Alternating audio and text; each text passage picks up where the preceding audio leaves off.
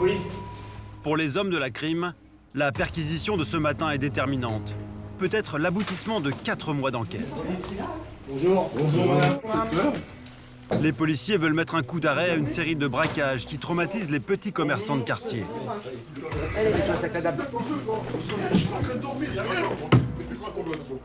Stop.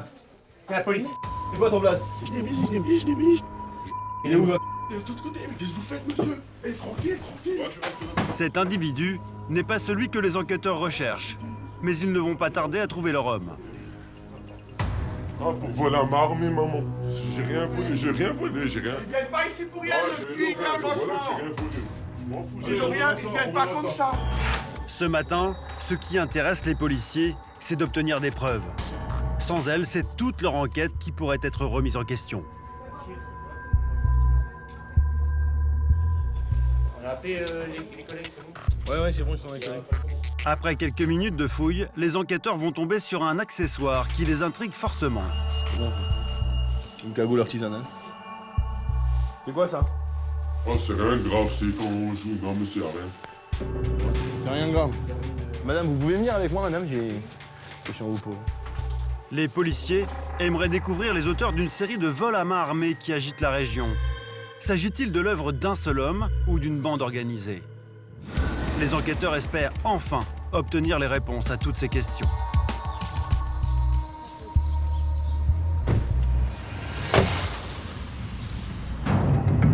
Les braquages de petits commerces, un phénomène criminel qui se joue un peu partout sur notre territoire. Depuis 1 an, Mulhouse est au cœur du problème et pas moins de 21 vols à main armée ont déjà eu lieu. Des attaques violentes, souvent traumatisantes. Et depuis quelque temps, les malfaiteurs n'hésitent pas à employer des moyens disproportionnés pour dérober quelques centaines d'euros. Cocktail Molotov, marteau, couteau, pistolet, tout y passe. Peu à peu, l'inquiétude s'est installée dans les rues de la ville. Un sentiment d'insécurité auquel la police de Mulhouse tente de mettre un terme. Et tout particulièrement les hommes de la brigade criminelle.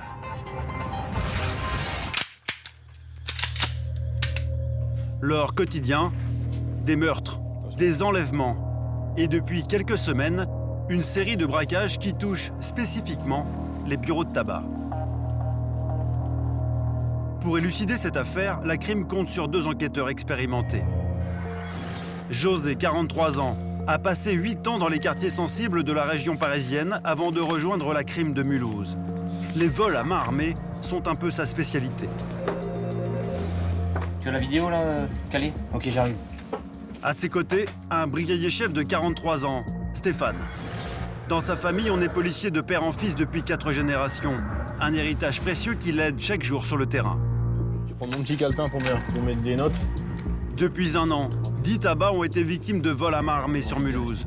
Le dernier en date s'est produit 3 jours plus tôt. Tu vois, c'est cette fille-là. Les policiers se demandent s'ils ont affaire à un ou plusieurs hommes. Elle a suivi du regard. Avec ce nouveau braquage, José et Stéphane espèrent obtenir quelques éléments de réponse. On sait qu'il y a eu un vol à main armée commis par un individu à 13h45 dans un débit de tabac et on sait rien d'autre. Voilà. Pour l'instant, les enquêteurs n'en savent pas plus. Mais une nouvelle donnée pourrait faire démarrer leur enquête. Les caméras de vidéosurveillance du dernier tabac braqué ont filmé le vol en intégralité. Et voilà ce que les policiers vont découvrir. Comme à chaque fois, tout s'est passé très vite, en 28 secondes exactement. À peine rentré à l'intérieur du tabac, le voleur pointe son arme en direction des 2 employés derrière le comptoir. Tandis que la première s'éclipse dans l'arrière-boutique, la seconde, acculée et sous le choc, s'empresse de vider le contenu de son tiroir-caisse pour le remettre au malfaiteur. Mais pas seulement. Regarde. Regarde ce qu'elle lui donne. Regarde. Des au rouge. Il demande des au rouge. Une marque de cigarette comme indice. Cela peut paraître anecdotique, mais pourtant les policiers vont s'en servir tout au long de leur enquête. Autre détail qui a son importance, la tenue vestimentaire du suspect. Un sweatshirt de couleur sombre aux inscriptions fluorescentes orange. C'est important de noter tous ces petits détails. Ah oui. Et c'est peut-être des détails qui serviront tôt ou tard. Dans cette affaire, chaque détail compte, car le voleur s'est montré extrêmement prudent. Son visage était masqué et il portait des gants. Et tu vois, regarde, il touche rien. Non. Il touche rien, c'est vite fait. Et il connaît. Il a rien touché, il s'est fait remettre, donc on n'a pas de police technique et scientifique. Aucune empreinte, pas d'ADN, rien. La tâche s'annonce difficile pour les enquêteurs. Alors pour tenter de définir le profil de leur suspect, ils vont regarder la vidéo du braquage à plusieurs reprises, à la recherche du moindre indice. Après une demi-heure de visionnage, les policiers vont s'attacher à la seule caractéristique physique exploitable, la taille de l'individu. Laisse-le se mettre bien droit. Clac. Voilà. Regarde par rapport au meuble là, c'est peut-être 1 centimètre en dessous là. Lui il doit bien faire. Plus d'un mètre 80. Il faut qu'on aille vérifier, il faut qu'on aille mesurer là. Hein. Définir le profil du suspect en partant de sa taille. Voilà à partir de quoi José et Stéphane vont pouvoir démarrer leur enquête. Cet élément va peut-être permettre aux policiers de remonter la trace de ces braqueurs en série de petits commerces. Alors José et Stéphane partent immédiatement sur le lieu du vol pour vérifier leur première constatation. Bonjour. Ça va? Pour connaître la taille présumée du suspect, les policiers sont venus mesurer la hauteur du distributeur de boissons. Car sur les images de vidéosurveillance, ils ont remarqué que la tête du braqueur se trouvait au même niveau que le haut du meuble. Combien? À 82. Le malfaiteur serait donc un homme de grande taille. Une indication précieuse pour les enquêteurs, car cet employé, pourtant présent au moment des faits, ne se souvient d'aucun détail en particulier. Ok. Vous avez eu peur? Oui, très. Ça a duré longtemps? Non, 1 minute même pas, 1 ou 2 minutes. Et c'est reparti. Ah, il a reparti. Lors du vol à main armée, cette jeune femme s'était réfugiée dans l'arrière-boutique. Elle n'a donc vu l'agresseur qu'une poignée de secondes. Tout à l'heure on disait 1m82, tu vois. L'inspection de José et Stéphane n'aura duré que quelques minutes. Mais grâce à cela, les enquêteurs en savent désormais un peu plus sur l'homme qu'ils recherchent. Tu voulais voir autre chose? Le suspect serait droitier, mesurerait plus d'1,80 m et il fumerait des cigarettes fortes. Lors du vol à main armée, il portait un sweatshirt de couleur sombre aux inscriptions fluorescentes orange. L'homme au visage masqué a braqué le tabac en 28 secondes. Mais est-il passé complètement inaperçu dans le quartier? C'est toute la question que les enquêteurs se posent. Alors pendant plusieurs jours, José et Stéphane vont interroger les riverains qui vivent autour du tabac. Soit une dizaine de pâtés de maison à visiter, avec toujours la même question. Quelqu'un a-t-il vu un homme masqué avec un sweatshirt de couleur sombre aux inscriptions fluorescentes orange? Là c'est la police. Vers 15h vendredi dernier, vous avez rien vu de. Du tout, hein? Vous avez rien de particulier, hein? Les jours passent et les enquêteurs sont toujours à la recherche du moindre indice. Autour de 15h, vous n'avez rien remarqué de particulier? À la recherche de la moindre information qui pourrait les aider à remonter jusqu'au braqueur. Mais toujours rien. La persévérance des policiers va finir par payer ce jour-là. Dans ce pavillon, une témoin va enfin apporter de nouveaux éléments aux enquêteurs. Ouais, attention, il y a un clébard. Le jour du braquage, elle affirme avoir vu un homme de grande taille qui dissimulait son visage sous une capuche. Puis je l'ai vu. Et puis, il regardait droit devant lui, il regardait pas les maisons alentour, rien. D'accord. Et la taille du type? Plus grand que moi. Un petit peu plus grand. Excusez-moi, 80, 85. un tout petit peu plus grand que vous. Une taille qui correspondrait à celle du braqueur. Et plus les minutes passent, plus la témoin se fait précise. Alors quand les policiers lui soumettent les photos des vêtements portés par le malfaiteur ce jour-là, la réponse est sans équivoque. Ça veut dire quelque chose, ça? Et les inscriptions Super étaient comme photo, ça. ouais. En arc de cercle comme ça. Et devant, c'était droit, D'accord. Et c'était orange. orange. Vraiment fluo. Quelque chose qui se voit bien la nuit. Orange fluo, tout comme la couleur du sweatshirt porté par le braqueur. La témoin a donc bien reconnu le suspect. Une information qui peut passer pour un détail, mais cette femme va livrer aux policiers un élément particulièrement précieux pour leur enquête. Et l'horaire? L'horaire, écoutez, il était 16h, 16h05. Vous êtes sûr de l'heure? Sûr, parce que j'ai regardé l'heure avant de sortir. Ouais. C'est une habitude que j'ai. La témoin aurait aperçu le suspect à 16h, soit 1 heure après le vol à main armée. Maintenant, tout le travail des policiers va être de savoir ce que cet homme a bien pu faire durant ce laps de temps. Car voici la configuration des lieux. Du tabac jusqu'à la maison de cette témoin, il n'y a que 300 mètres. Il se pourrait donc que l'homme se soit caché quelque part, voire même qu'il habite le quartier. Merci en tout cas. Merci. Au revoir. Bah, ça confirme que le gars, il a agi, il a fait le braquage. Et après le braquage, avant de prendre la fuite, il s'est mis Il à s'est la caché rue, quelque part. dans un hall d'immeuble, pas forcément chez une connaissance. Hein. Il y a forte chance, mais Ouais. peut-être dans un hall d'immeuble, en attendant que ça redevienne plus calme sur le secteur pour sortir et ça colle. Hein. Il est ressorti 1 heure après. D'après la témoin, le suspect serait probablement resté dans le quartier après le braquage. Cela signifie-t-il qu'il est un habitué du secteur ou qu'il a ses entrées ici? Pour en savoir davantage, les policiers vont devoir aller au-delà de l'enquête de voisinage.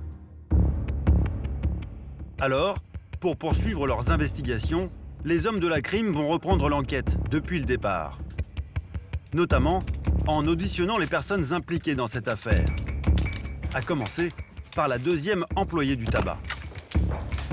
Oui, bonjour. Ah, c'est vous? Ça va? Oui, c'est moi. C'est par là. Pendant 28 secondes, cette femme s'est retrouvée face à face avec le suspect et son arme. 2 semaines après les faits, l'employé est encore choqué. Et après 10 minutes d'interrogatoire, Stéphane va comprendre pourquoi. Ce n'est pas la première fois que cette femme se retrouve face à un homme armé. C'est le 2e vol à main armée dont vous êtes victime, hein? En l'espace de combien de temps? C'est il y a 2 ans, je crois. Ouais. Il y a 3 ans. Donc, vous travaillez plus là? Vous avez arrêté? Terminé? 2 agressions, c'est bon, non, j'en aurais pas trop de tabac. Ouais. Purée. J'ai arrêté, j'arrête définitivement. Suite au vol à main armée, l'employé du tabac a décidé d'arrêter de travailler. La victime est encore fragile, mais son témoignage pourrait faire avancer l'enquête des policiers. Alors Stéphane va lui demander de se souvenir du moindre détail qui aurait pu l'interpeller. Il n'y a pas un détail qui vient. Au niveau des yeux, tout ça, il avait les yeux. Les yeux, j'ai pas regardé ses yeux. Vous n'avez pas regardé les yeux. Non, Hein. quand même, comme dit, j'ai regardé. Et la que peau? les yeux. L'audition se poursuit et l'enquêteur n'a toujours rien obtenu. Mais au bout d'une demi-heure, l'employé va finir par révéler aux policiers un souvenir bien précis concernant son agresseur. Mais il avait Il a- vraiment il a- une cagoule comme les motards. Oui, Donc, d'accord. la cagoule de motard, la casquette, la Ouais. capuche. Une cagoule, hein, c'est ça? De motard. Hein. Oui, mais c'était... On voyait juste 2 voilà. yeux et la bouche. Ouais. Ou on voyait la bouche ou pas? Ou juste les Je yeux? sais plus, mais les yeux, oui, c'est sûr, mais je sais plus la bouche. Pour la victime, le braqueur portait une cagoule. Un nouvel élément qui pourrait s'avérer décisif si des perquisitions ont lieu par la suite au domicile du suspect. Et vous n'avez pas fait attention à la couleur des yeux? Hein. Non, pas du tout. L'audition continue, mais l'enquêteur n'en apprendra pas plus. J'accompagne. Pardon. Après 2 semaines d'enquête sur ce braquage, les policiers peuvent déjà dresser un premier bilan. L'homme qu'ils recherchent serait grand et droitier. Et lors du vol, il portait une cagoule et un sweatshirt de couleur sombre aux inscriptions fluorescentes orange. Dernier détail qui a son importance, le suspect fumerait une célèbre marque de cigarettes au paquet rouge. Ces indices peuvent paraître faibles, mais au contraire, ils sont très instructifs. Et notamment pour José. Il lui rappelle étrangement une autre affaire qui s'est produite dans le même quartier 3 mois plus tôt. La victime était déjà un bar tabac. Après avoir relu le procès-verbal de l'époque, le policier va maintenant se replonger dans les images prises par les caméras de vidéosurveillance. Des images qui vont révéler une certaine similitude entre les 2 attaques.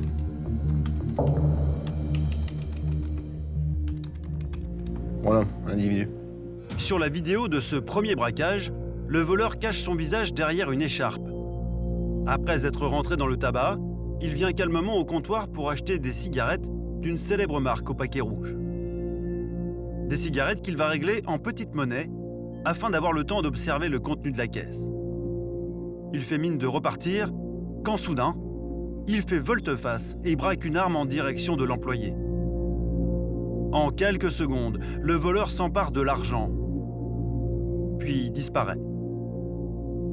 Une vidéo très intéressantes pour l'enquêteur. On pense au prime abord qu'on n'a pas grand-chose, mais à bien y regarder, en fait, on a quand même beaucoup d'éléments. Voilà.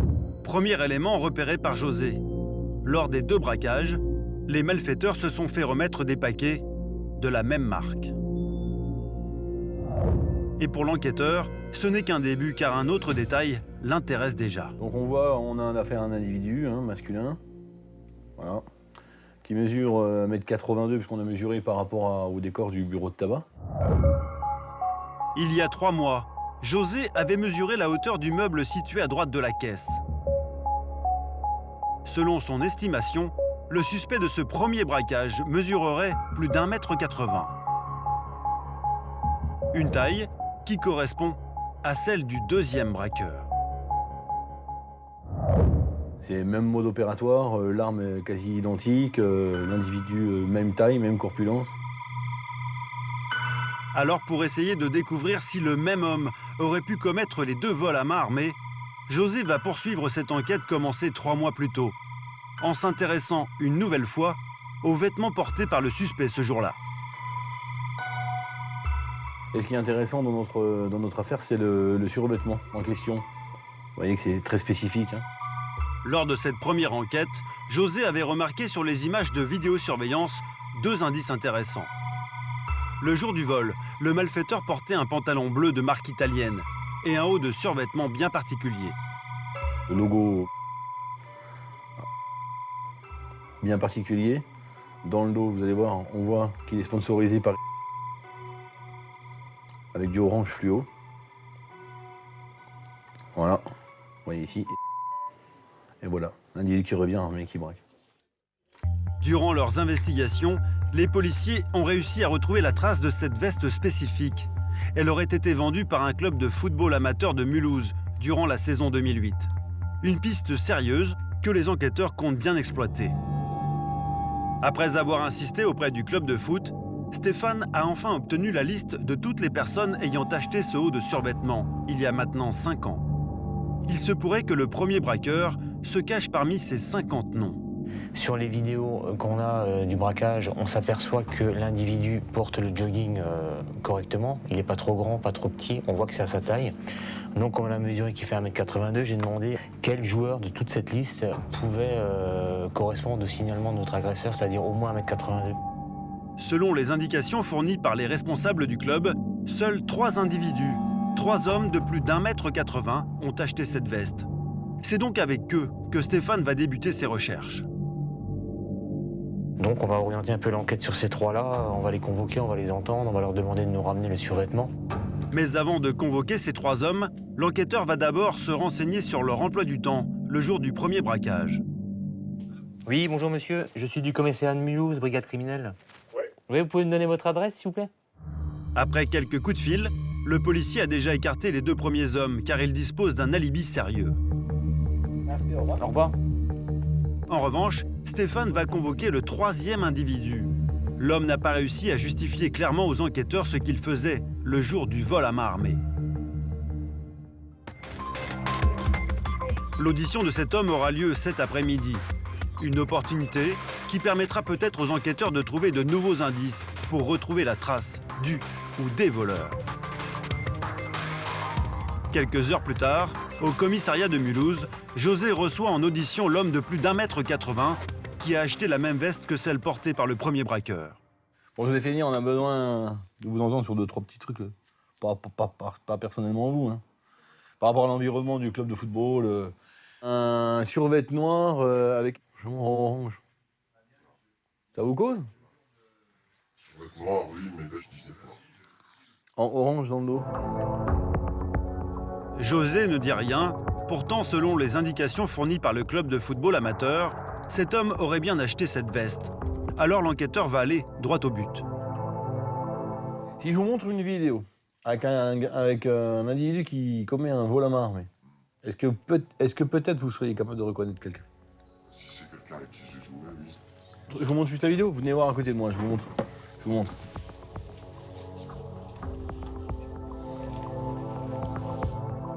Ce visage, franchement,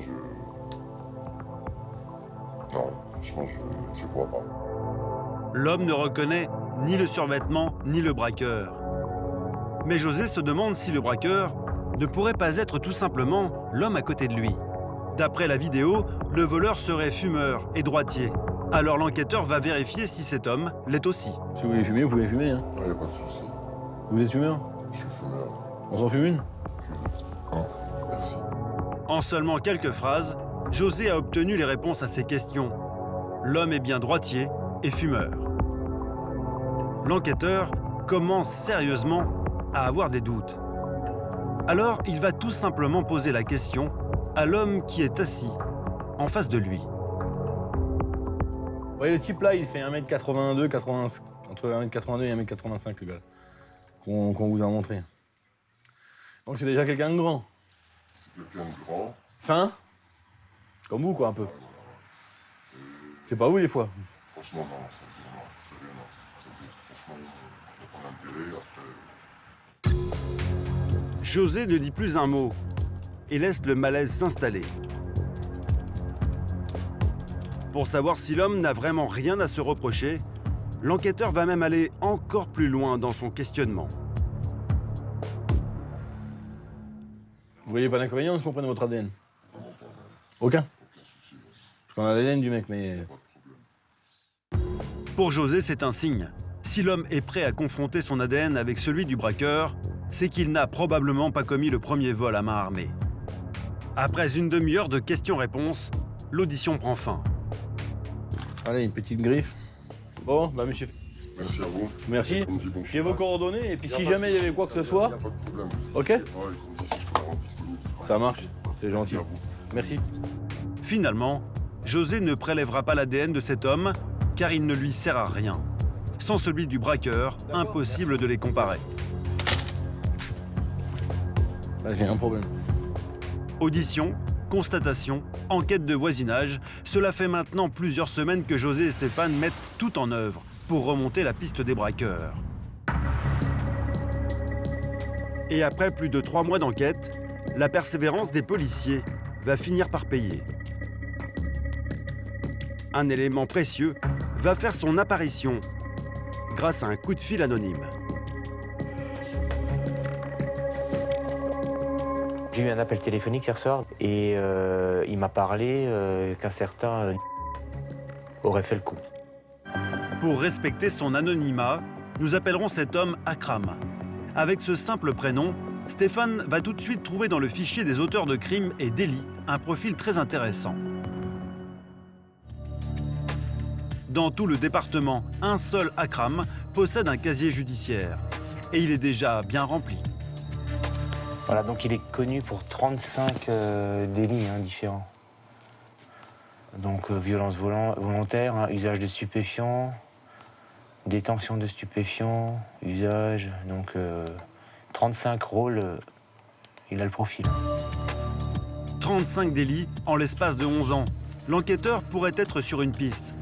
Alors Stéphane va maintenant vérifier la taille du suspect. Au niveau de la taille, on avait mesuré que l'auteur devait faire au moins 1m82. Et là, sur sa fiche Canonge, comme je disais, on a les particularités physiques, on a sa taille, et sa taille, donc il fait 1m84. Une taille qui correspondrait à celle du ou des braqueurs. Le tuyau obtenu grâce au coup de fil anonyme semble être intéressant. Alors avec son collègue José, Stéphane va désormais se mettre sur la piste de ce multirécidiviste. Et pour obtenir plus d'informations sur cet homme, au-delà des fichiers de la police, les enquêteurs vont se rendre sur les réseaux sociaux, et notamment sur Facebook. Ils sont tellement crétins des fois qu'ils se mettent même en photo après avoir fait des... après avoir commis des... Ouais. Ou des fois ils s'en Des vantent. sommes d'argent, des choses comme ça, ou alors ils s'en vantent, oui, exactement. J'ai regardé s'il a quelques photos sympas, quoi. Méticuleusement, Photo de lui. José va scruter chaque photo, chaque commentaire, à la recherche du moindre indice qui pourrait lui permettre d'en apprendre un peu plus sur Akram.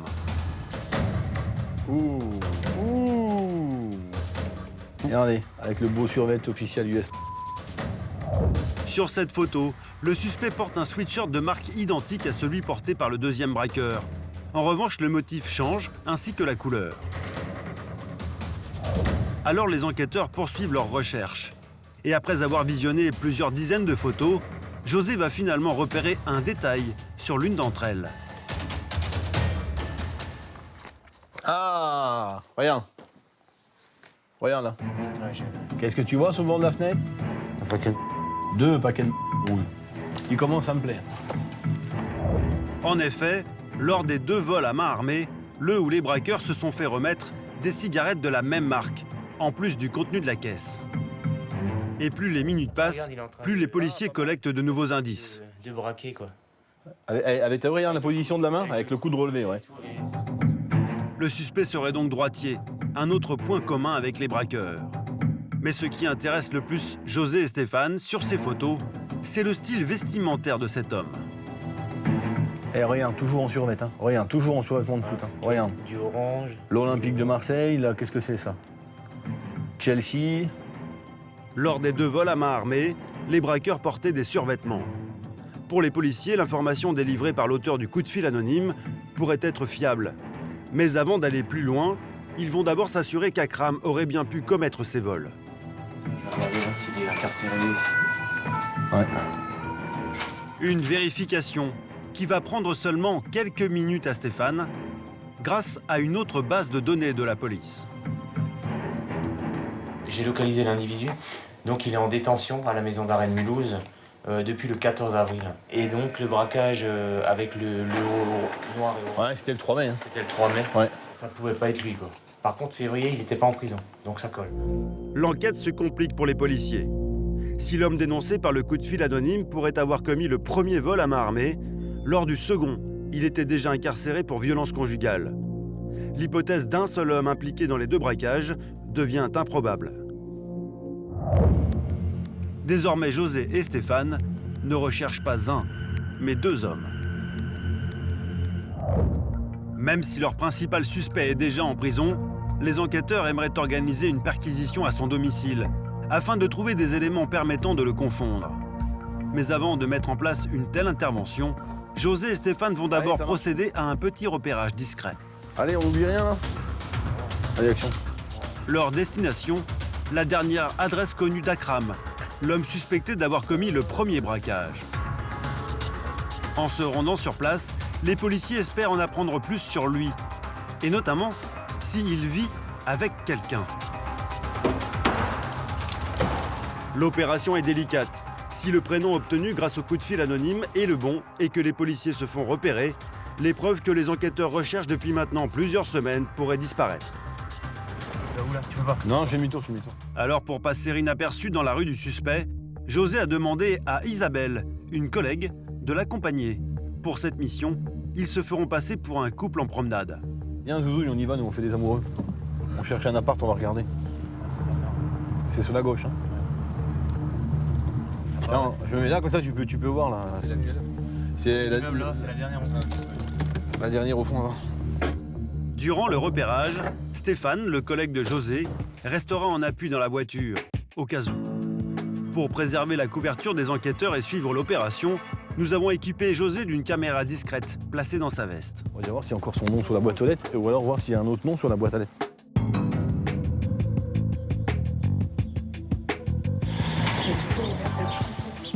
Les policiers ont de la chance. La porte d'entrée est cassée, ils peuvent donc rentrer dans l'immeuble sans éveiller les soupçons. José ne perd pas de temps et jette un rapide coup d'œil sur les boîtes aux lettres, pour trouver celle d'Akram.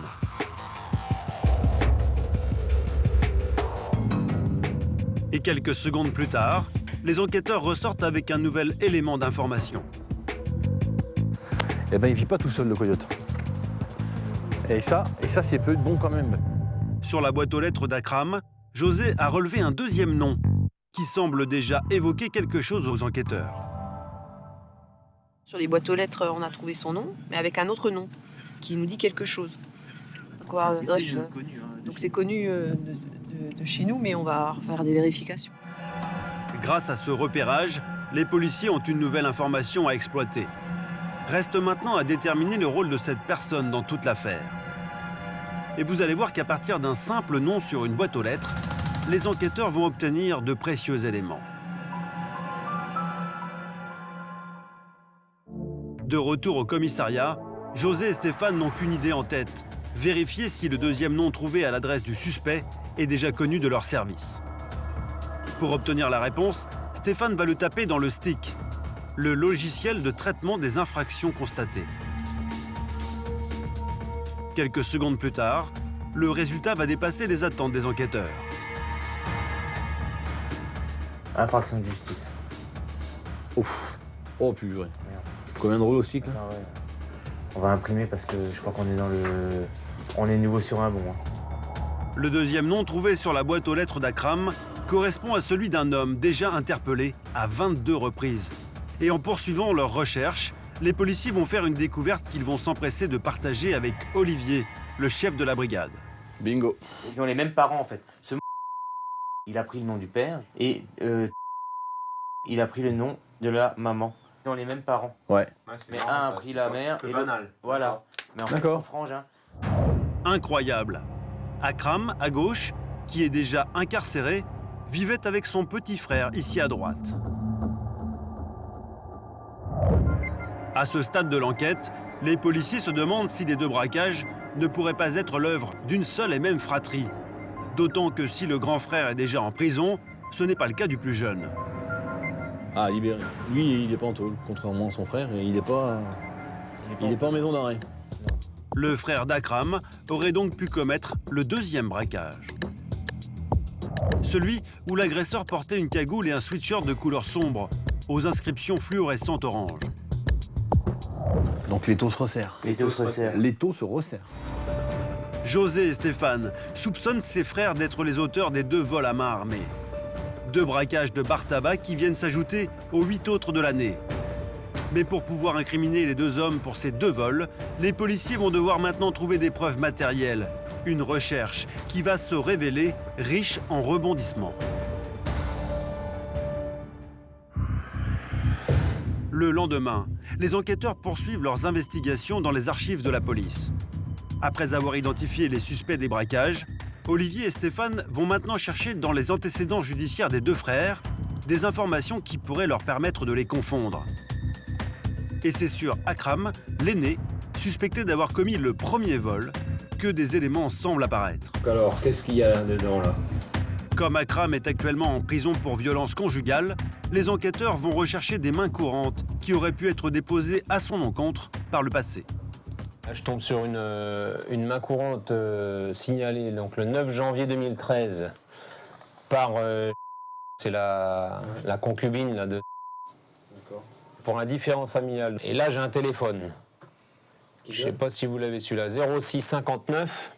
Grâce à cette main courante, les policiers connaissent le numéro de portable de la compagne d'Akram. Un élément qui a son intérêt pour les enquêteurs. Car pour passer leur coup de fil incognito, certains délinquants se servent du téléphone de leur conjointe. Et avec un simple numéro, les policiers peuvent connaître nos moindres faits et gestes. Et ce, grâce à la facture détaillée. Qu'est-ce que vous espérez apprendre là, avec la facture détaillée? Si c'est le téléphone qu'il utilise, éventuellement voir si ce téléphone n'était pas éteint au moment des faits. Sur simple réquisition auprès de l'opérateur téléphonique, Stéphane va pouvoir obtenir la liste de tous les appels entrants et sortants sur le téléphone de la compagne d'Akram. Et une date en particulier l'intéresse. Donc avec ce numéro, je vais faire une facture détaillée pour la journée du 6 février. Cette date, c'est celle du premier braquage. Au moment des faits, Akram n'était pas encore incarcéré. Il aurait donc pu commettre ce vol à main armée.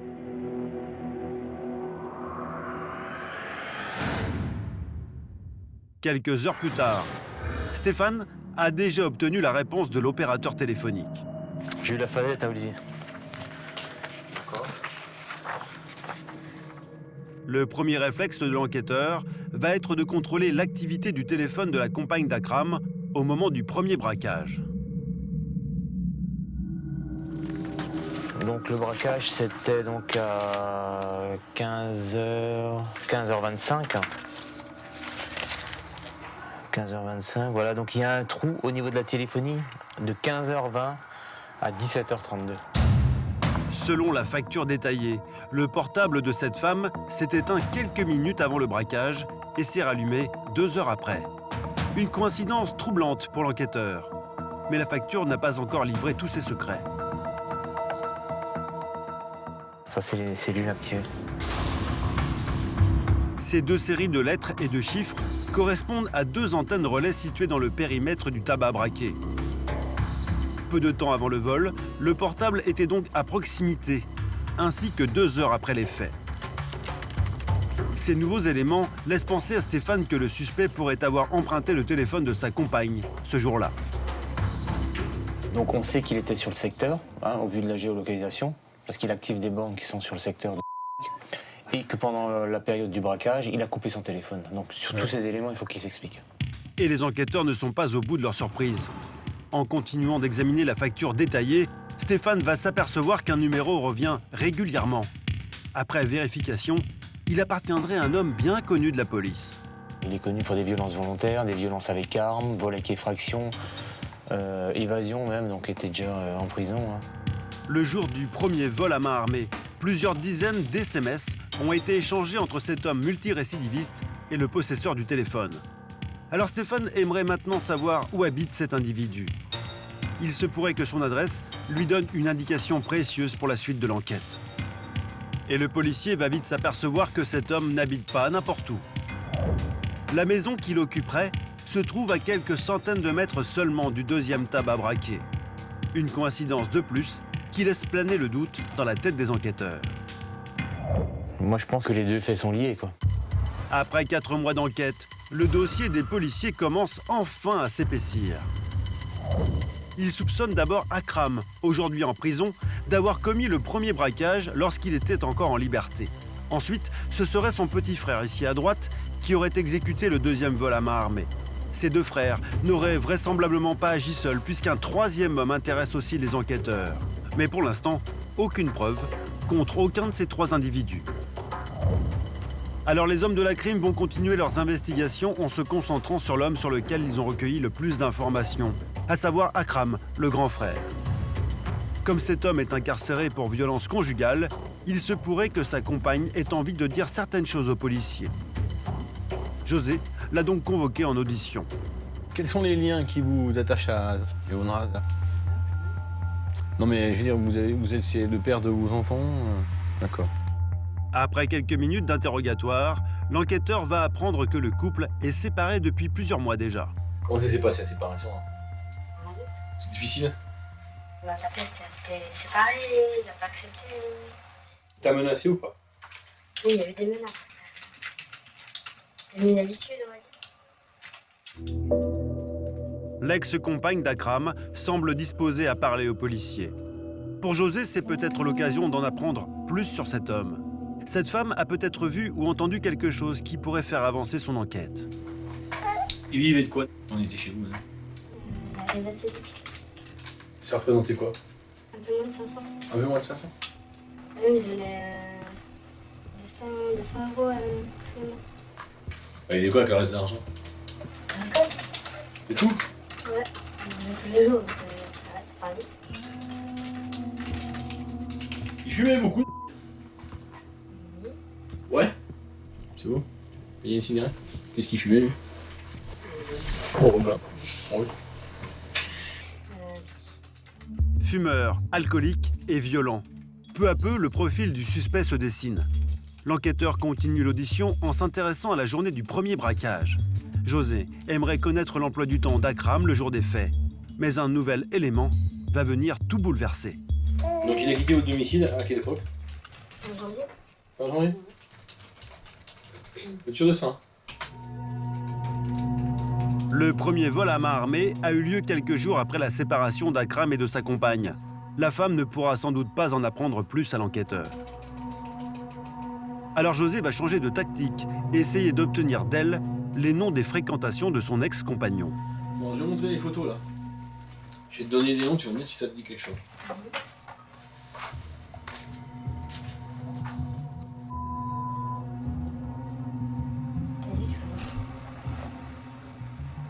Tu connais pas?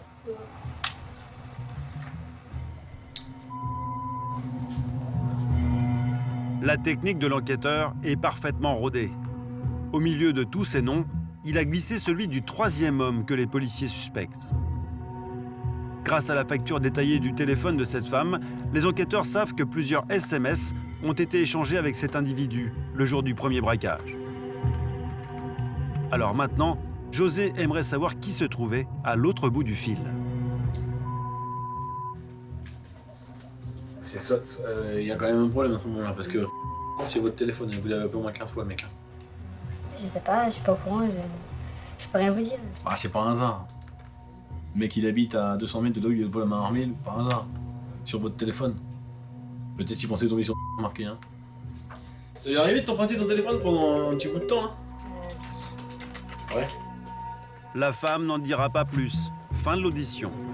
À demi-mot, l'ex-compagne d'Akram a avoué à l'enquêteur qu'il se servait parfois de son téléphone portable. Merci bien. Alors elle dit que lui, il se servait de son téléphone. Je veux bien la croire, hein. Tu mets bien ses cigarettes, un peu contre son téléphone. C'est quand même un drôle d'animal, quoi. Cette nouvelle information pourrait confirmer l'hypothèse des policiers. Selon José et Stéphane, Akram, à gauche, aurait donc braqué le premier tabac et son petit frère, ici à droite, le second. Quant au troisième homme, son rôle dans toute cette affaire reste encore à déterminer. Mais après 4 mois d'enquête, José et Stéphane arrivent au bout de leurs investigations. S'ils veulent confondre les suspects de ces 2 braquages de bureaux de tabac, les policiers vont devoir les interpeller et trouver des preuves matérielles. Mais cette opération délicate nécessite l'aval du procureur. C'est donc un simple coup de fil qui va décider de l'avenir de toute leur enquête. Allô? Oui, bonjour madame. Voilà, je vous fais juste un point sur les vols à main armée qu'on a en stock en ce moment, là, les deux, sur... Donc ils sont traités de façon distincte, les deux. Par contre, on avait fait un lien entre les 2 affaires. Parce que dans les 2 affaires, l'agresseur a la même taille.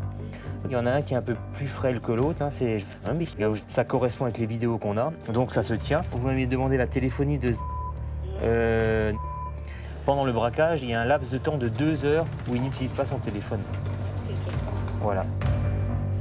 Pendant 10 longues minutes, Stéphane va énoncer un par un tous les éléments du dossier. L'objectif des policiers est de convaincre la procureure de les laisser finir leur enquête. On tourne autour, mais on n'a pas des tonnes de choses. Non, ce qui serait intéressant, c'est les perquis, mais il y en a plusieurs. Si vous trouvez en perquis, on est cuit, mais de toute façon, on n'aura pas jamais beaucoup plus, quoi. Non. Donc il faut aller me chercher le peut-être que l'autre, il est en maison d'arrêt. Le permis d'extraction, celui-là, je vous le faxe. D'accord. La procureure a tranché. Les policiers ont le feu vert pour auditionner les 2 frères. Quant au troisième homme, les éléments sont encore trop minces pour pouvoir l'appréhender. Non, mais ça, il faut qu'on travaille vraiment sur la garde à vue, quoi. Ouais, voilà. À bientôt, au revoir, madame. Merci. Du même avis, en fait. Mais elle insiste sur le fait qu'il faut qu'on ait quelque chose de positif sur les perquisitions, quoi. On a beau bien faire des PV, on a beau bien... ça fera light, quoi. À moins qu'on ait un aveu sur les auditions. Le procureur, lui, il n'ira pas devant un tribunal avec des faisceaux d'indices, même si... Il veut des éléments matériels. Voilà, il faut des éléments matériels. Voilà, pour le moment, on n'a pas. José et Stéphane ont réussi à convaincre la procureure, mais rien n'est joué pour l'instant. Bien au contraire, désormais toute l'affaire repose sur le résultat des perquisitions et gardes à vue à venir. Si les enquêteurs ne trouvent rien au domicile des suspects et s'ils n'obtiennent pas d'aveu, leur enquête pourrait s'arrêter définitivement. Le lendemain, toute la brigade est mobilisée pour une perquisition décisive. Dans moins d'1 heure, les hommes de la crime vont peut-être enfin trouver les preuves qu'ils recherchent depuis plusieurs mois. Celles qui leur permettront de mettre un terme à une série de braquages qui traumatisent les petits commerçants de Mulhouse. Les suspects sont 2 frères. Là, partout où on va, c'est un rez-de-chaussée. À gauche, je vous ai l'adresse. Il y a 2 sorties, il y a 2 balcons, donc il faudra 4 personnes dehors. Ouais, il faut tout verrouiller. Alors, Flo devant, Olivier derrière, Arnaud derrière. Ça, Isa, tu connais les fringues, t'as vu? Tu rentres avec Stéphane, moi et Bibi. Si Akram est déjà en prison, son petit frère habite chez lui. C'est donc là-bas que les enquêteurs comptent se rendre ce matin. Les policiers sont nerveux. Le suspect pourrait être armé.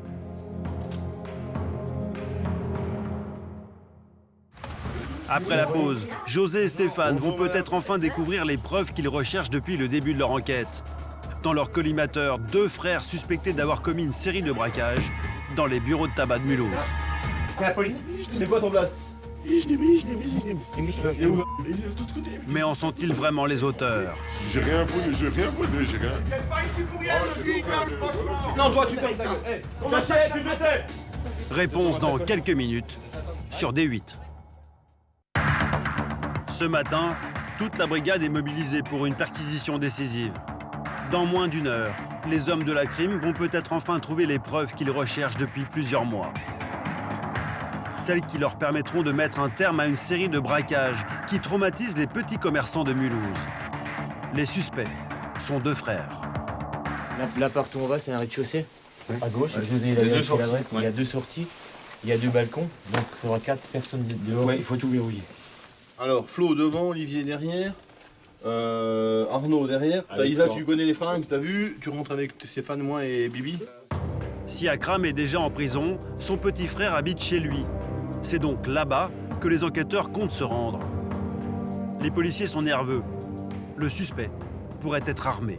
Donc on cherche un mec qui a fait un vol à main armée. Donc quand on rentre, comme d'hab, s'il y a du monde, toutes les personnes présentes vont dans une pièce et on reste à 2 sur le mec. Avec cette perquisition, José et Stéphane espèrent trouver au domicile des 2 frères un vêtement ou une arme qui aurait pu servir à l'un des 2 braquages. À quelques minutes de l'interpellation, les policiers ont bien compris qu'ils jouaient leur dernière carte. Tout se joue maintenant, quoi. Soit on est dans le vrai, soit... Non, en fait, on a marqué l'essai là, faut juste qu'on transforme. Tu vas derrière, là-bas? Attends, je vais lui montrer. Dans la cour? Ouais. Je te montre. Ok. Ferme pas Dodo. Si, c'est bon, ça s'ouvre. Oh. Il est 6 h du matin, l'heure légale pour intervenir. Les policiers veulent cueillir au saut du lit le frère d'Akram, celui qu'ils soupçonnent d'avoir commis le 2e braquage. Comme l'homme est peut-être armé, l'interpellation doit être rapide pour qu'il n'ait pas le temps de réagir. La police. Bonjour. Bonjour, madame. Visiblement, le frère d'Akram n'habite pas seul. Alors les enquêteurs partent à sa recherche aux 4 coins de l'appartement.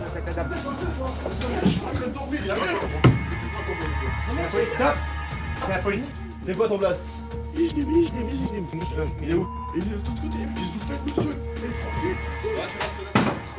Ce jeune homme n'est pas le suspect.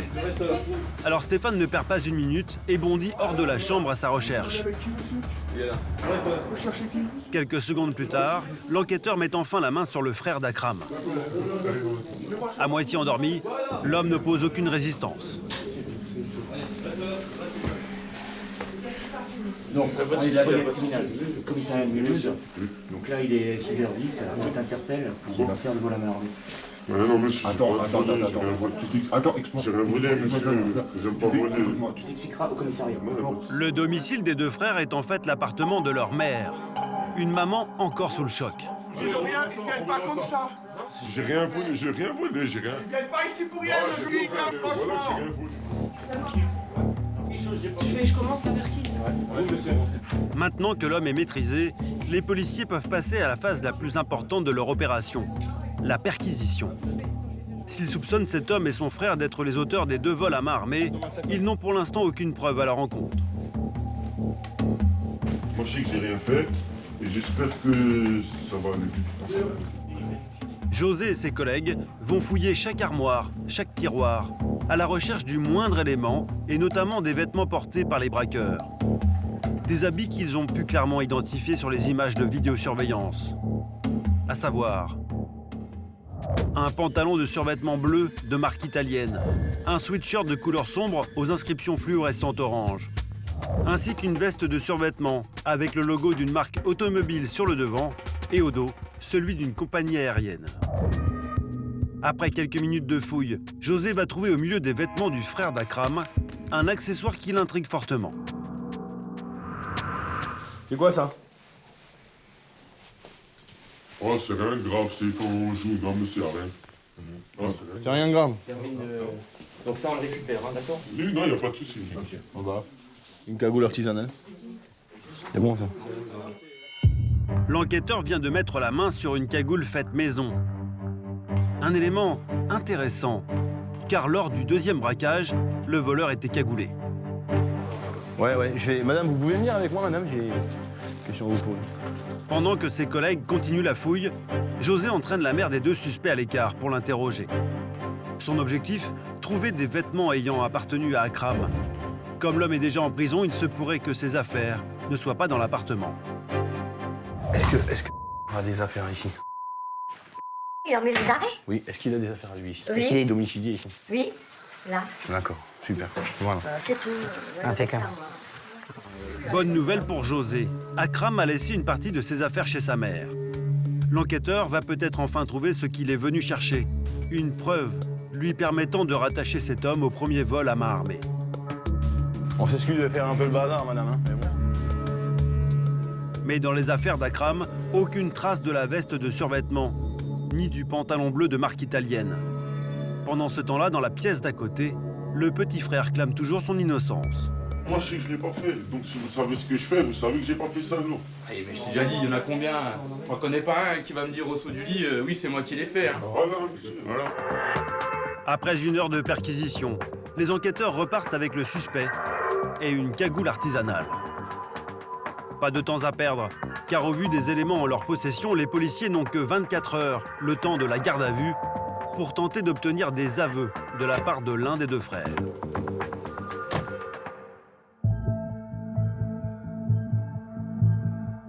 Une demi-heure plus tard, Akram arrive à son tour dans les sous-sols du commissariat de Mulhouse. Les policiers l'ont fait sortir de prison pour l'entendre sur la série de braquages commis dans les bureaux tabac de la ville. Mais si, on va t'écouter, attends, je voulais un avocat. Tu voulais un avocat? On va t'écouter sur le jeu, madame. Akram est visiblement surpris d'être ici. Et depuis sa sortie de la prison, il est en larmes. Mais ce voyou multirécidiviste est un habitué des gardes à vue. L'audition s'annonce difficile pour José. Bon, il est pas tranquille, hein. Il est pas tranquille. Il nous joue les guerres effarouchées, c'est au moins sa 35e ou 40e garde à vue. Les mecs, ils ont l'habitude. Le seul truc, là, c'est qu'il est en prison déjà. Voilà, et là, il n'a pas envie d'en reprendre encore un peu. C'est ça le problème, en fait. Ça pourrait le pousser à... Ah oui, à nier jusqu'au bout. Aller dans ses retranchements, il tremble, il pleure, il jure sur sa mère. Voilà. Donc, il sait déjà qu'il est au ballon. Donc là, tout va se jouer pendant les auditions. Ouais. Alors, pour tirer le maximum de ces auditions décisives, José et ses collègues revoient une dernière fois tous les éléments de l'affaire. Quelle est l'équation? Les deux. Là, on sait que rien. Lui, il se fait foutre à la porte par sa bonne femme le 31 janvier de cette année. Voilà. Le premier braquage, il a eu le 6 février, 6 jours plus tard. D'accord? C'est elle qui lui donnait ses sous pour qu'il se paye ses cigarettes. Là, à partir du 31, fini. Hop, elle coupe les ponts. Peut-être que si c'est peut-être la brèche, là, si on le prend là-dessus. Les dates, les faits, la similitude, les domiciles des deux, les croisements entre les deux affaires, finalement, et entre les deux frangins. On voit que tout est imbriqué, quoi. Mais, on a un élément matériel, malheureusement... C'est pas la première fois, José. Hein. Pas la première fois. Lors de la perquisition au domicile des suspects, les enquêteurs ont trouvé une cagoule. Mais cet élément ne prouve en rien leur implication dans les deux vols à main armée. Allez, viens. Alors les policiers vont devoir questionner les deux frères pour tenter d'obtenir des aveux. Et José va commencer par entendre Akram, le frère aîné, celui qui est suspecté d'avoir commis le premier braquage. Pour José, cette première audition est déterminante, mais l'enquêteur est parfaitement rodé à l'exercice. Alors face au suspect, d'un simple regard, il pose déjà les règles de ce que seront leurs échanges à venir. Ah, il avait pu me parler? Hein? Enlève la main de tes poches alors. Voilà. L'enquêteur va commencer son interrogatoire par quelques vérifications. Est-ce que vous pouvez me parler de votre situation personnelle, là, à l'heure qu'il est là? Vous êtes en prison actuellement? Oui. Voilà, pour quelle raison? Pour violence conjugale. Depuis quand? Depuis le 13 janvier, je crois. Akram vient de confirmer aux policiers qu'il était bien en liberté lors du premier vol à main armée. Mais combien tu mesures? Sur 1m82. C'est précis, ça, c'est bien. Moi, c'est ce qui a marqué dans ma carte d'identité. Une taille qui pourrait correspondre à celle du braqueur. Car souvenez-vous, lors de leur enquête, les policiers avaient estimé la taille du malfaiteur à plus d'1,80 m. Alors José va tout de suite chercher à savoir si Akram fréquentait le bureau de tabac où a eu lieu le braquage. Est-ce que vous connaissiez le tabac qui tuait rue de... Ouais. Ouais. Vous y alliez? Pardon? Vous y alliez? Ouais, de temps en temps, ouais. Pour faire quoi? Pour acheter des cigarettes. Quoi comme cigarette?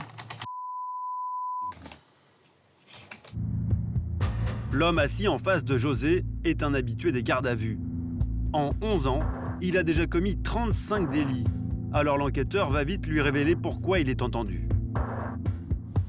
Donc, est-ce que t'as commis un vol à main armée dans ce débit de tabac? Non. Là, je vais capter l'affaire, monsieur. Franchement, vous êtes trompé de personne. J'ai rien à voir avec cette histoire. Sincèrement, sur la tête de mes gosses, monsieur, j'ai jamais eu besoin de ma vie d'aller voler avec une arme. Ça n'a jamais été mon délire d'aller braquer, monsieur. J'ai une parole. Je me mets à genoux, je vous brasse même les pieds. C'est pour vous montrer que je vous mens pas. Écoute, écoute-moi, je vends le Florette, je suis de bon père de famille, pas de... stop, arrête. Regarde-moi, j'ai pas un nez rouge, j'ai 15 ans de boîte, des mecs comme toi, j'en entends tous les jours. Voilà, donc on va se contenter questions-réponses. Maintenant, si t'es là, c'est qu'on a des billes.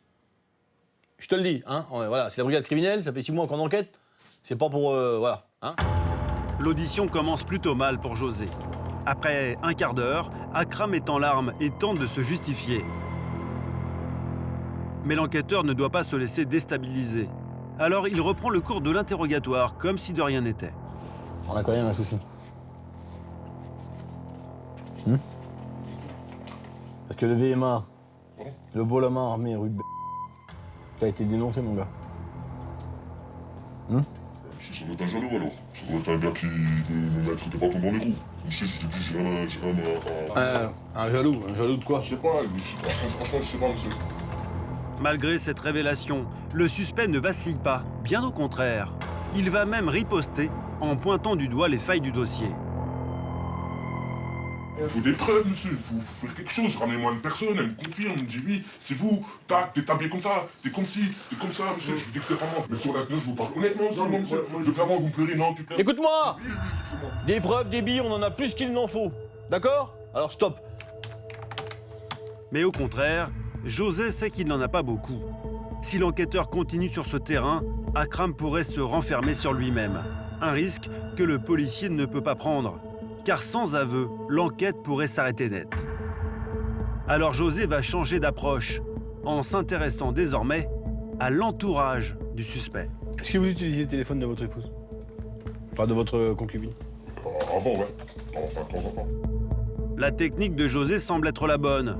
En une phrase, Akram vient de donner une information importante à l'enquêteur.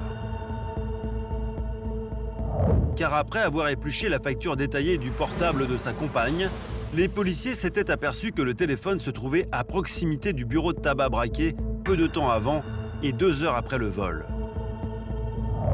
Autre élément troublant, cette même journée, plusieurs SMS avaient été échangés entre ce téléphone et celui d'un voyou bien connu des services de police. Une information que José compte bien exploiter. Bon, est-ce que tu connais... Ouais, ça me dit quelque chose. Ça te dit quelque chose? Oui, ça me dit quelque chose. Je pense que ça dit quelque chose, puisque vous étiez vachement au téléphone. Akram connaîtrait donc cet homme, un individu déjà mis en cause pour violence avec arme. José est peut-être sur une piste, alors il va essayer d'en savoir plus. Tu sais où il habite? Si je ne me trompe pas, c'est il habite sur le pont. Il habite au quartier. Non, quartier là-bas, vers le...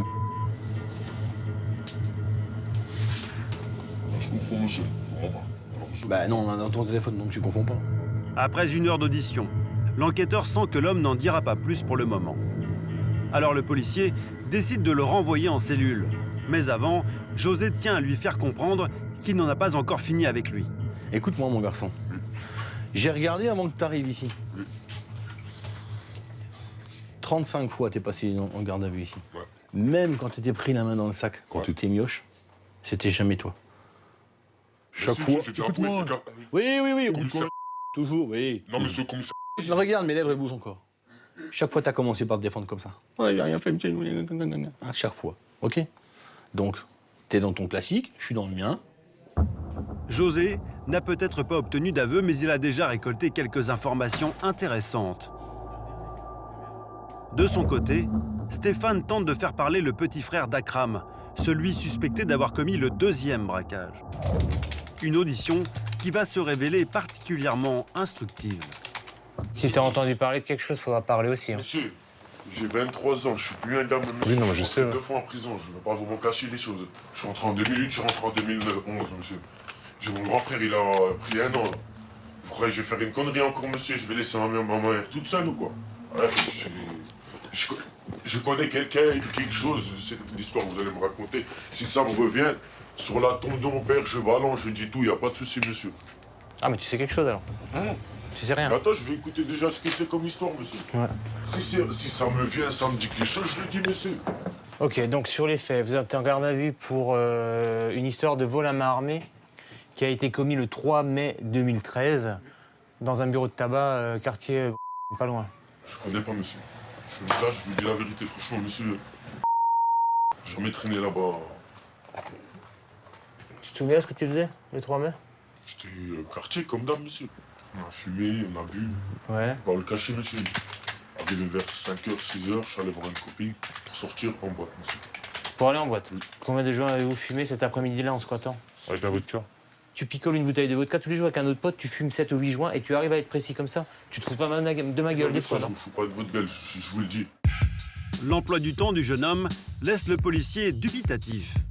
Alors pour tenter de le déstabiliser, il va lui soumettre une pièce à conviction trouvée dans sa chambre lors de la perquisition de ce matin. C'est quoi la cagoule qu'on a trouvée chez vous? Mon petit frère, monsieur. C'est là mon petit frère. Voilà, c'est la cagoule que je vous représente. Hein. Oui, c'est celle de mon petit frère. Oui, regardez les yeux, monsieur. Je l'ai vu à comparer à ma tête. Donc, je la représente. Réponse, c'est quoi alors? C'est mon petit frère, il fait de la moto avec? Oui. Au fil des minutes, le petit frère d'Akram se montre serein et coopératif. Une attitude qui joue en sa faveur, d'autant que la cagoule ne semble pas lui appartenir. Alors Stéphane va maintenant interroger le jeune homme sur le premier braquage. Pour les policiers, ce serait Akram qui l'aurait commis, mais ils doivent obtenir des informations pour le prouver. Alors, si je t'annonce que c'est ton frère qui est l'auteur du vol à main armée commis le 6 février 2013... J'ai rien à voir avec lui. Peut-être c'est lui qui l'a fait, monsieur. Je ne vous le cache pas, peut-être. En tout cas, moi, il ne m'en a pas parlé de cette histoire. Je ne sais pas si c'est lui. Mais si c'est lui, c'est là où on pouvait l'écrire, monsieur. Tant pis pour lui, monsieur. Mais moi, je sais que j'étais pas avec. Le frère d'Akram semble disposé à ne rien cacher à l'enquêteur. Une chance que Stéphane ne compte pas laisser passer. Le sort de toute l'enquête se joue peut-être maintenant. Votre frère, il porte beaucoup de vêtements de sport, hein? Ouais.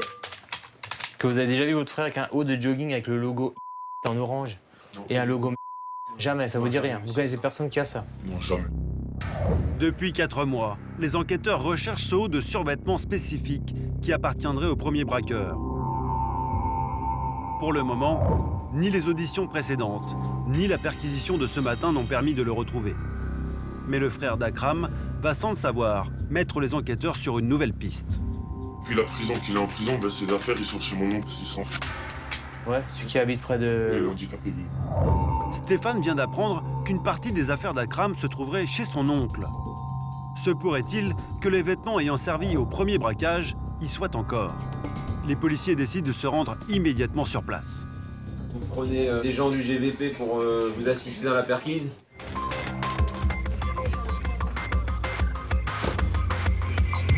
En chemin, Stéphane rappelle à sa collègue Isabelle les vêtements qu'ils doivent chercher au domicile de l'oncle.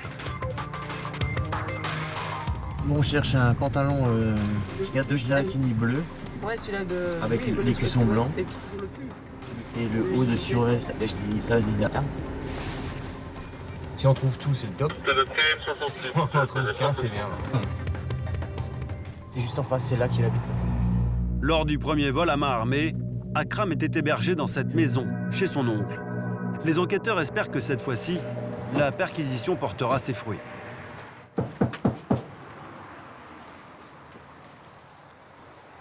La maison semble inoccupée. Mais après quelques minutes d'attente, la porte d'entrée s'ouvre enfin. Bonjour. Comment c'est que Raz, il est venu chez vous? Plusieurs fois, hein? Ah, c'est mes neveux. L'oncle du suspect est handicapé et vit avec son cousin. Après s'être présenté, les enquêteurs vont commencer leur fouille par le premier étage de la maison.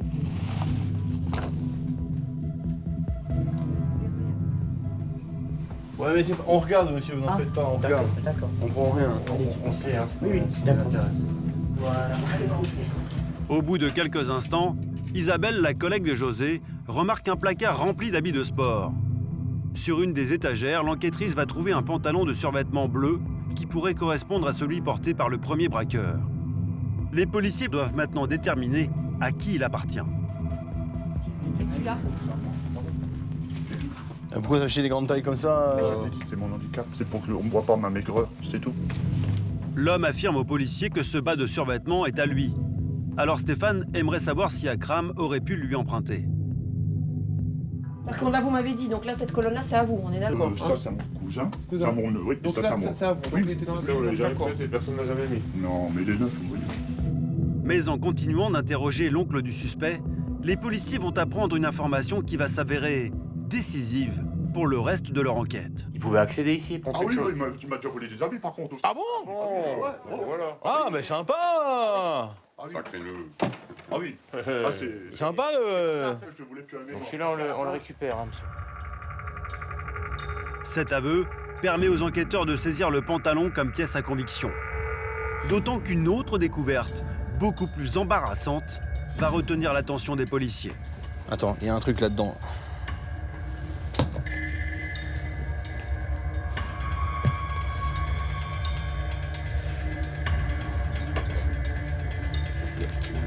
C'est à qui ça?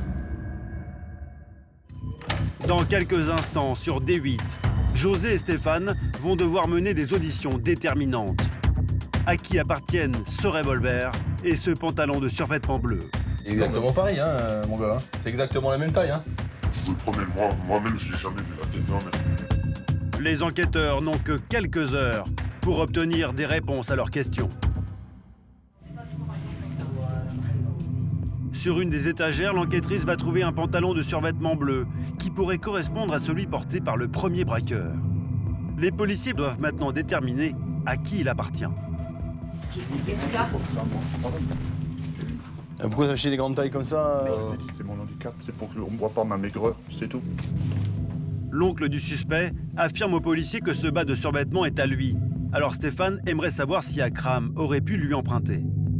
Par contre, là, vous m'avez dit, donc là, cette colonne-là, c'est à vous, on est d'accord Ça, c'est à mon cousin. C'est à mon neveu. Donc là, c'est à vous. Donc il était dans la colonne, d'accord. Personne n'a jamais mis. Non, mais les neufs, vous voyez.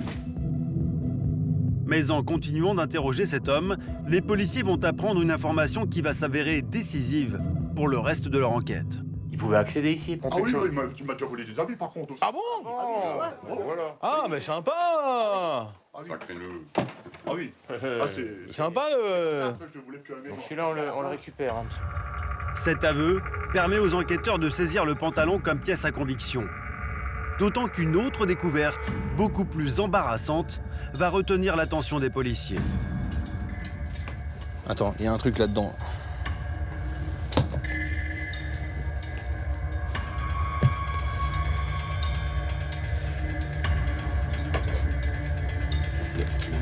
C'est à qui ça? Alors là, je suis pas au point de ça. Il est pas venu tout seul là? Désolé, c'est pas moi qui l'ai perdu. Oh, bingo. Flingo, tu nous assures que c'est pas à toi. Ah oui, je crois que... Non. On est d'accord. L'arme retrouvée ne correspond pas au pistolet utilisé lors du premier braquage.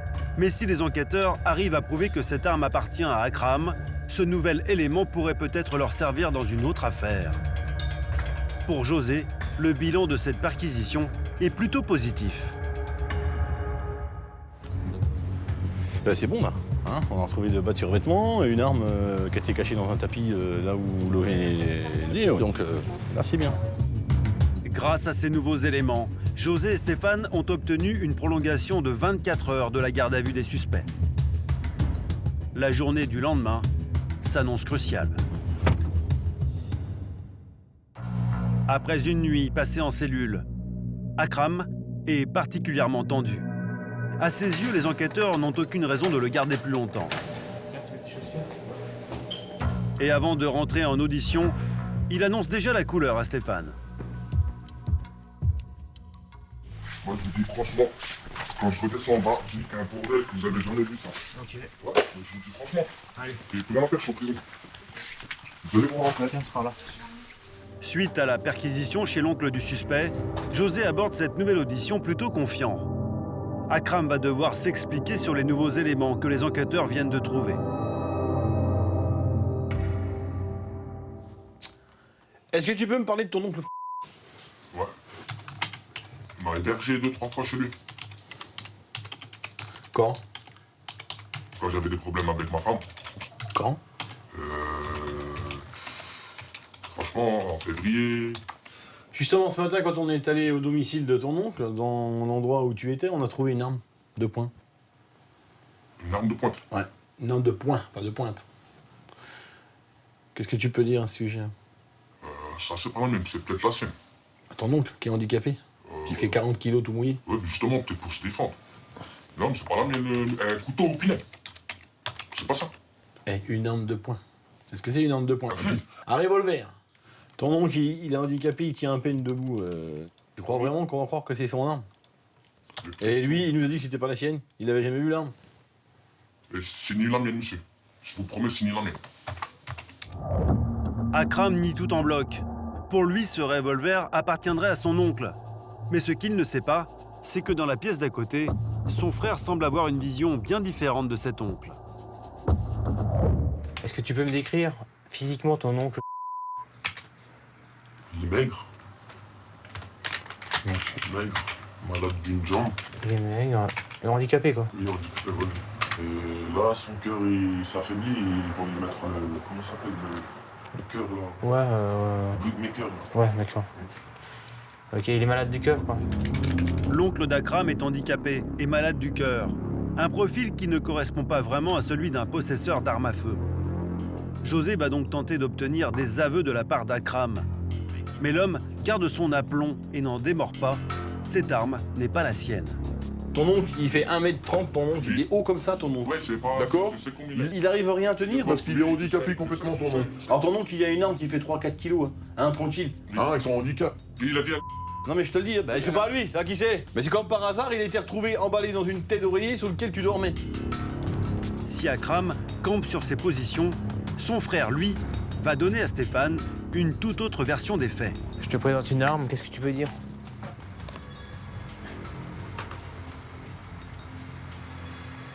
Ça, monsieur, moi-même, je ne l'ai jamais vu.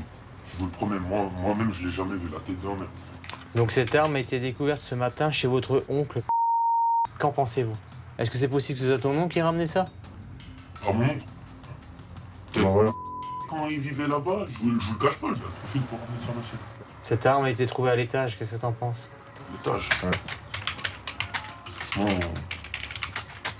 comme je vous l'ai dit, je pense plutôt c'est mon frère, il a dû aller monter la cachée. Selon la déposition de son frère, Akram pourrait avoir caché cette arme chez leur oncle. Plus les auditions avancent, plus les enquêteurs pensent être sur la bonne voie. Alors José va maintenant confronter le suspect avec le bas de survêtement bleu trouvé lors de la perquisition. Un pantalon qui pourrait correspondre à celui porté par le braqueur. On a trouvé un bas de survêtement bleu clair. Alors, ça. Non, c'est pas le mien, c'est là, monsieur. C'est à qui? Ça doit être la Attends. Si l'oncle d'Akram a affirmé aux enquêteurs que ce pantalon lui appartenait, il leur a aussi appris que son neveu lui volait parfois des vêtements. Se pourrait-il que le suspect ait emprunté ce jogging le jour du vol à main armée? C'est ce que José va tenter de savoir. Mais monsieur, je vous dis d'avance, c'est ça. Non, mais tu touches pas. On va être plus petit que... Bon, tu vois qu'il est exactement pareil, hein, mon gars. Hein. C'est exactement la même taille, hein. Après vérification, le bas de survêtement bleu appartenant à l'oncle d'Akram est parfaitement ajusté à la taille du suspect. Et il a dit quoi? Il était à moi à un moment qu'il a dit? José ne dit plus rien. Le suspect non plus. L'enquêteur a peut-être touché un point sensible. Mais c'est finalement Stéphane qui va obtenir de nouvelles informations. Le frère d'Akram a senti que l'étau se resserrait autour de lui et de son frère. Et visiblement, le jeune homme n'a pas envie de plonger avec lui. Ok. Tu m'as décrit Onika avant. À part grand, costaud, il est nerveux, non? Nerveux? Ouais. Ah, nerveux quand il a passé son alcool ou sa drogue. Ça, je vous le dis. Donc ça veut dire quoi là, quand il n'y a pas d'alcool et pas de drogue, il peut faire n'importe quoi. Il est. N'importe quoi. Il vole, il fait tout. Lui. C'est-à-dire? Il fait tout quoi? Il fait tout, il va tout faire pour avoir ça à la roue. Il va voler, il va arnaquer des petits, je sais pas, monsieur, franchement. Il va même au magasin qu'il voler son alcool, monsieur. Après, sa drogue, il doit voler quelqu'un ou il doit arnaquer quelqu'un pour acheter son bout de chip. Et il pourrait être violent alors quand il est comme ça? Un peu. Bah, soit on l'est pas. Apparemment, il a déjà frappé sa femme, hein, donc c'est pas la première fois. Hein. Et il a fait au quartier, il a déjà fait des trucs bizarres à des gens. Donc c'est possible qu'il ait fait un braquage. C'est possible, franchement, je me cache pas, je peux pas mentir. C'est possible que mon frère a fait ce braquage. Selon les informations données par son frère, Akram aurait pu réaliser le premier braquage. Mais Stéphane et José n'ont pas obtenu d'aveu probant. Malgré tout, ils considèrent avoir assez d'éléments pour rappeler la procureure. Après 48 heures de garde à vue, ce n'est plus à eux de décider de l'avenir de cette enquête, mais bien à la justice. bah, lui, il dit j'ai jamais vu cette arme, c'est pas moi qui l'ai ramenée. Donc par déduction, ça peut que être mon frère.